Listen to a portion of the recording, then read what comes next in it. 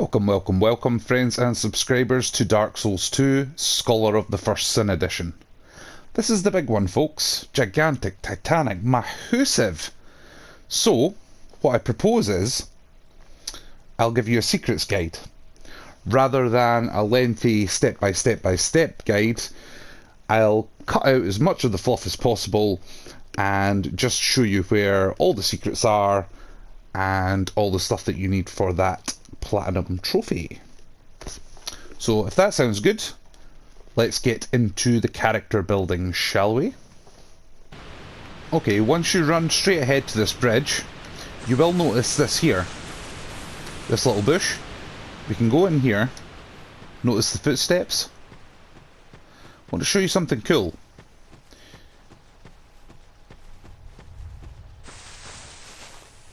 See this ogre? The next time you see him, he will be aggro at you. But right now, as it's the start of the game, he's actually laid back. I've came back to this point just to show you quickly that piece of treasure right there that the troll is guarding. Let's kill him. See, look how aggressive he gets.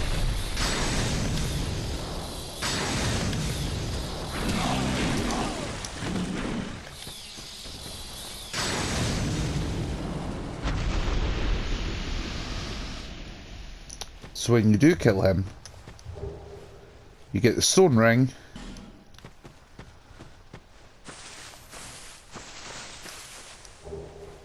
and one piece of gold pine resin. So, just so you know.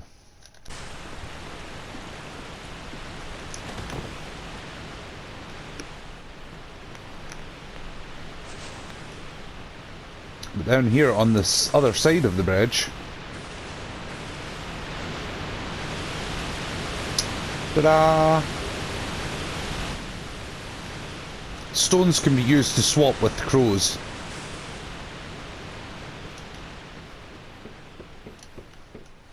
Cue another cutscene.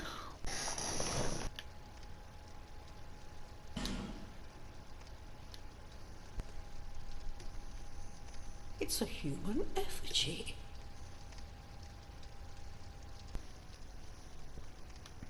Okay, so after you put in your name and watch all the cutscenes, you get to finally build your character. So this is the important stuff. Class. Now, it doesn't really much matter which class you actually go. There is a lot more freedom in Dark Souls 2 than there was in Dark Souls Remastered. Also, if you're wondering what that effigy thing was, that's basically a humanity or an ember, depending on whether you've played Dark Souls Remastered or Dark Souls 3.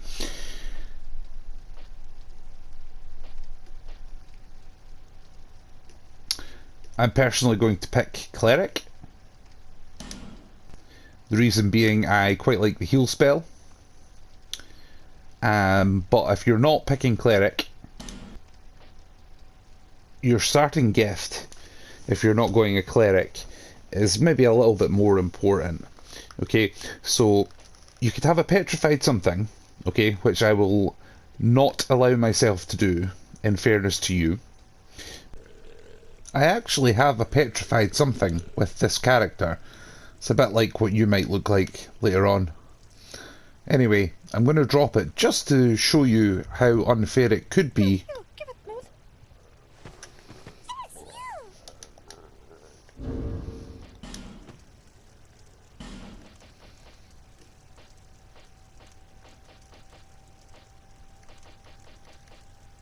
There we are, petrified something.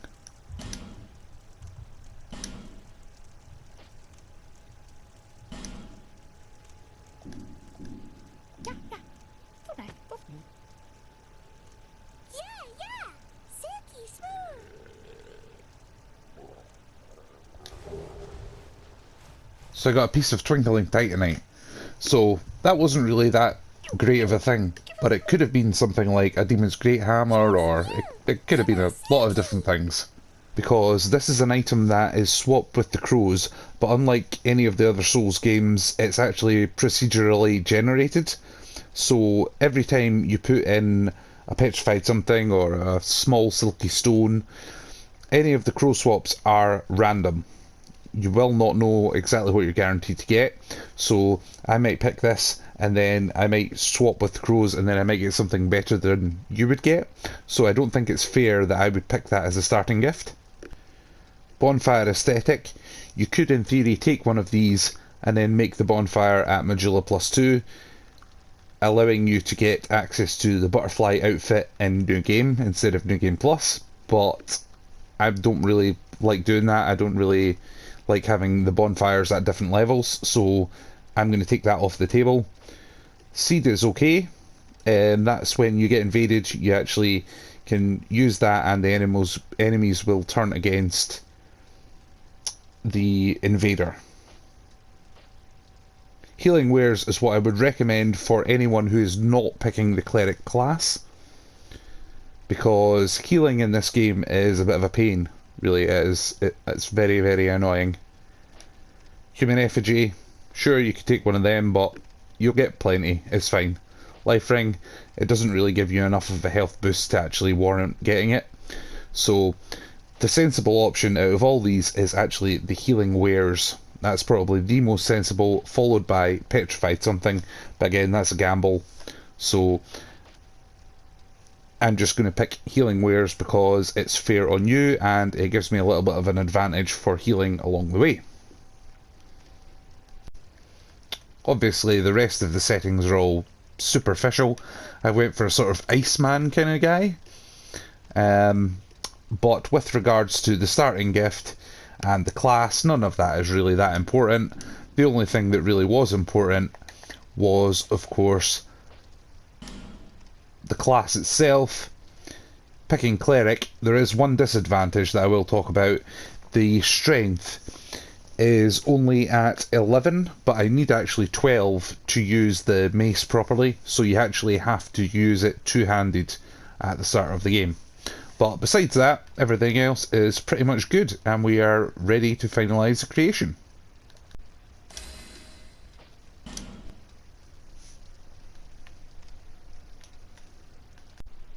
So when you land here, I'm just going to show you one little secret.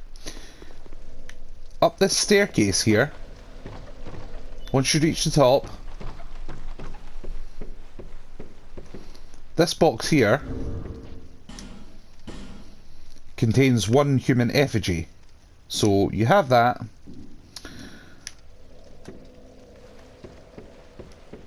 So feel free to go around and talk to all the NPCs, but do not kill any because they are very important later on for reallocating points. Also, you do get a free human effigy off them at a later point in the game. So for the time being, chat away as much as you want to, but then out the door, here is the bonfire. Then over here was a wagon. You just hit that and you pick up a soul item and a torch.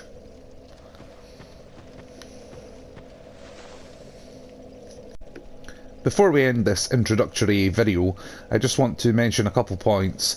So a few months ago I said that healing in this game is a real nuisance, but what I meant by that is early game it is. So that's one of the reasons why I chose the cleric, because it's much easier to just heal with a chime than going around collecting Estus shards all the time to actually do up your Estus flask. The other point I want to make is about the mace. And as you can see down the bottom there, it says 12 strength to use it, and in my player status I only have 11 strength, so naturally my first point is obviously going to go into strength. But besides that, I'll talk a little bit more about stats in the next video.